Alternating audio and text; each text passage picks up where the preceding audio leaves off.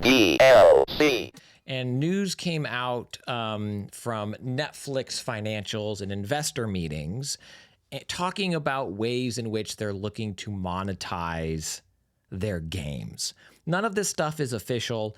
Netflix is known for the Silicon Valley idea of anyone can suggest anything kind of approach. It's like, hey, Susan, what do you want to do? Great idea. Put it on the board. Gary, what do you want to do? Let's put it on the board. So a lot of stuff gets, quote unquote, put on the board that never actually happens, but they're always looking for these new ideas.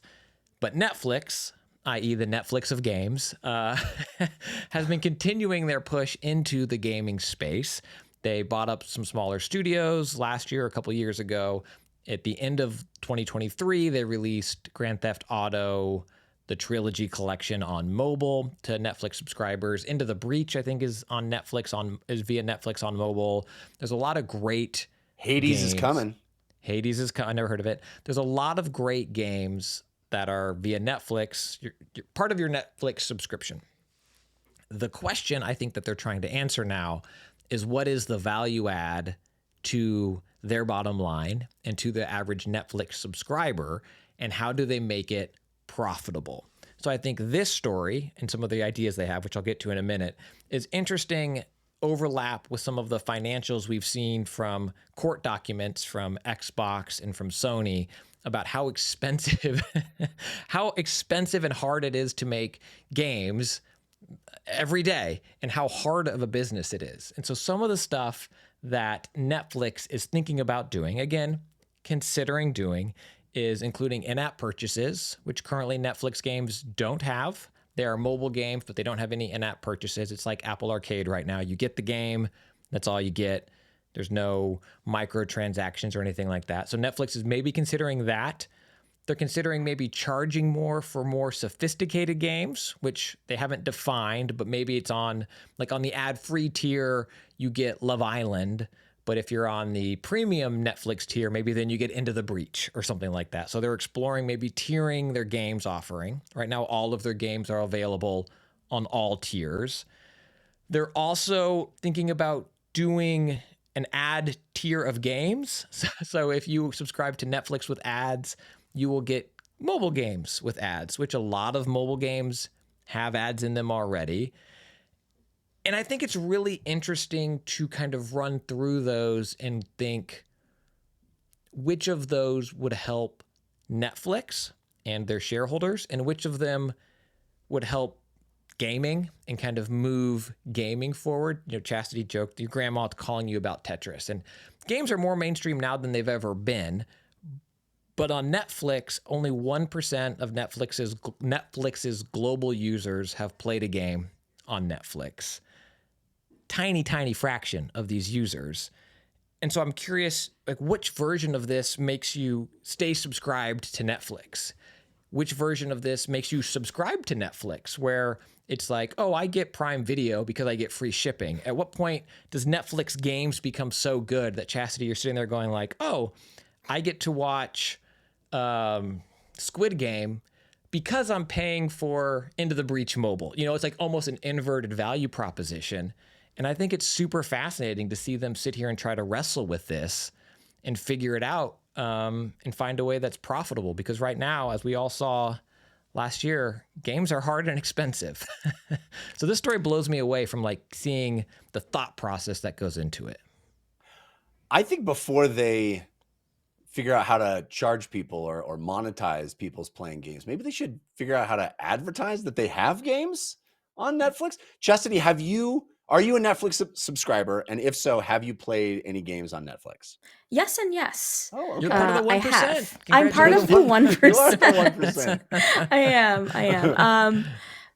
So I have, and I agree with you. They need to lean into the fact that they don't have in-app purchases and ads. That's how they can get more people in. It's like, Yeah. Oh, are you playing the version of the game where you have to do in-app purchases and see these ads? Well, here you can play it without that, and you already have Netflix, or you got your mom's Netflix. Just get your games there. Not that I used my mom's Netflix until I was kicked off recently because they're like, you don't live in the same house. I'm like, got me. Yeah, they put a stop to Define that. house. Define Another way they were trying Define to house. monetize. Yeah, no, that's Yeah. a great point, because that is 100% the only reason I gravitate toward Apple Arcade for my kids. Mostly is like, I know this is a place that doesn't have ads and doesn't have in-app purchases. So my rule to my kid, my 7-year-old, is, you want to download an app on your iPad for our trip. It could be Apple Arcade, anything on Apple Arcade. Well, not anything, but you know what I mean? That's the rule. Yeah. Is it's got to be on Apple Arcade. I don't want you downloading any of this garbage stuff that's going to be tricking you into paying for things. And I think you're right. I think that actually could be a differentiator. It sounds like they're not thinking about that. Yeah, I haven't seen that anywhere really. Like, Yeah. I know that it's a fact because I've played Netflix games. I'm like, cool. Like, I just download it and play it. That's it. I don't have to do anything else. I don't have to watch any ads for it. But yeah, so getting those people in to experience that, since it's such a few amount of the subscribers that are actually playing, it's also kind of hard to find. Like, I was just like, wait, so where do I play it? But apparently, like, you search in the app on your phone and then you find the game and then download it. So like, I don't see that messaging in a lot of places. Right. It just needs to be blown out a little bit more and leaned into the fact that they're not doing these things. So we shouldn't be having the monetization conversation yet.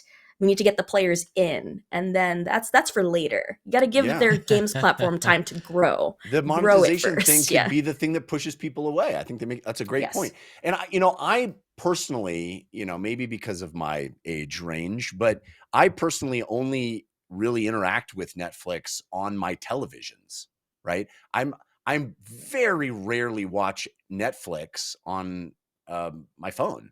So I'm just completely disconnected to this. And it kind of surprises me that they're not interested in bridging that gap, that they're not interested in making games.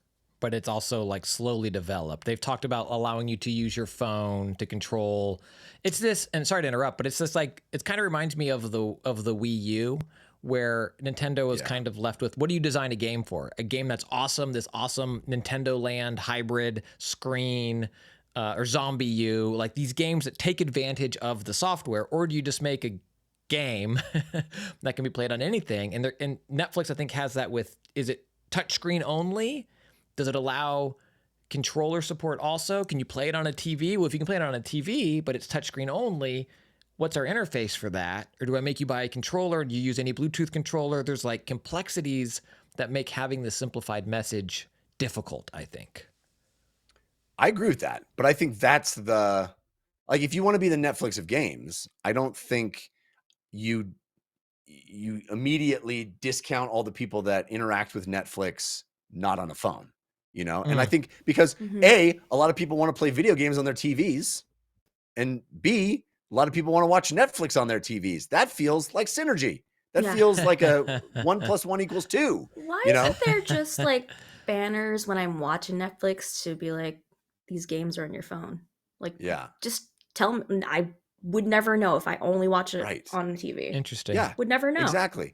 New season of this show, new movie, and also, hey, there's a video game that was just released, but only playable on the app. I think it boggles my mind why they wouldn't be doing that. Because you have those eyeballs. Exactly. You have them.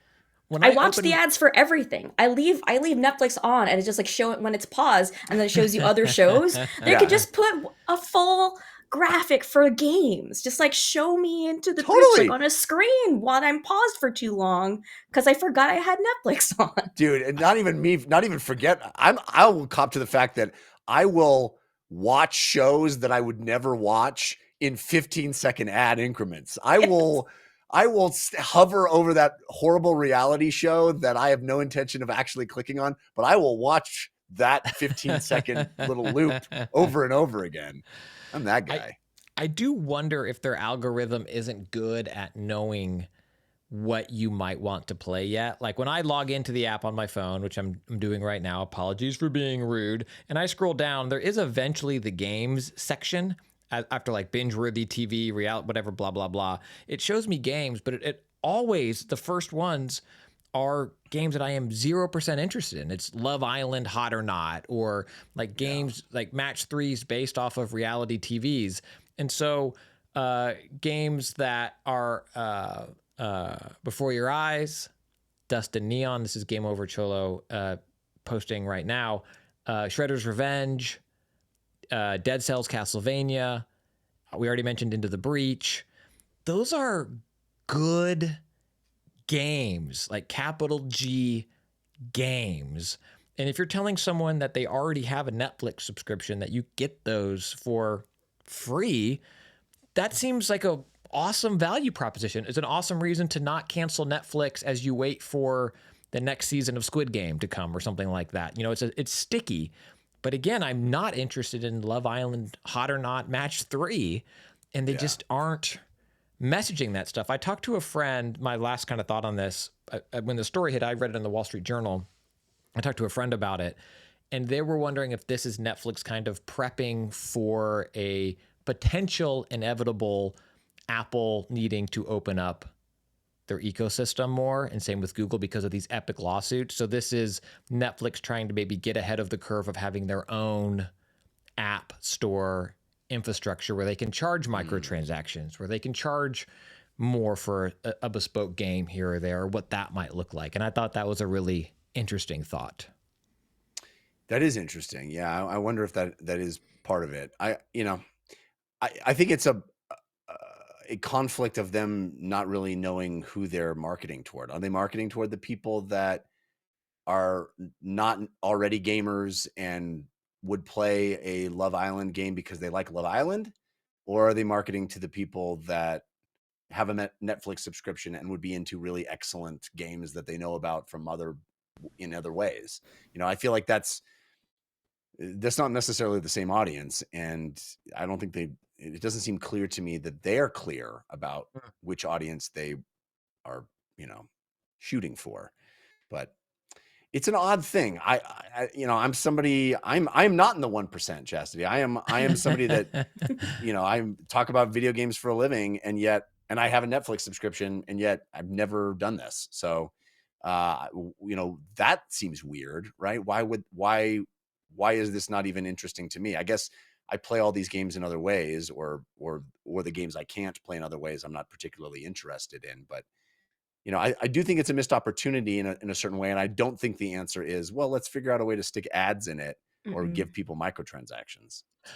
I think that's the way to how do you make it profitable? It is the era of free money over, and you're dumping whatever the AAA Sony game, whatever it costs to buy a studio or get. I can't imagine getting GTA Trilogy was cheap. Well, yeah, the Wall Street Journal article that this story is based on estimated that Netflix has spent about $1 billion with a B on buying game studios and building this business, and that they spend $17 billion a year on shows and movies. So it's not nothing. A bill is not nothing, but yeah, it's not nothing. Yeah. I just hope they give it enough time. Just give it enough time. Don't just shut it down early days and be like, well, that didn't work, because every platform needs enough time to grow before you actually see results. Are you listening, Google? They were, but they actually shut down their audio player mid-episode, so they didn't make it this far.